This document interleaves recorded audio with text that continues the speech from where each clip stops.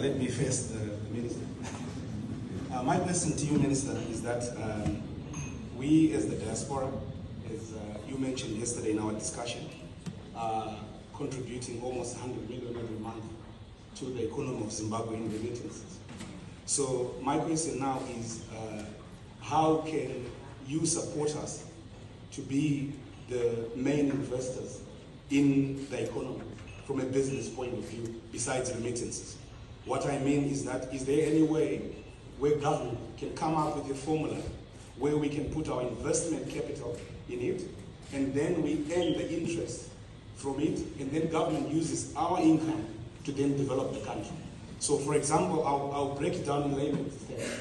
Let's say, for example, I invest £10,000 in a diaspora bond, and the interest return in business is normally about 8%, 12% or 15%. Then I lend that money to government, and then government gives me another taking that every month I get 12% of that money back.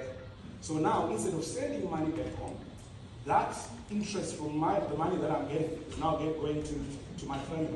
Then the formula is solved. Then we don't need to send any money anymore, but the government is already, we've given the money in advance, and we are earning from the interest.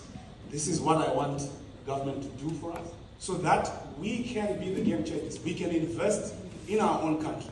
I know it's important we have investors here. We want you as well.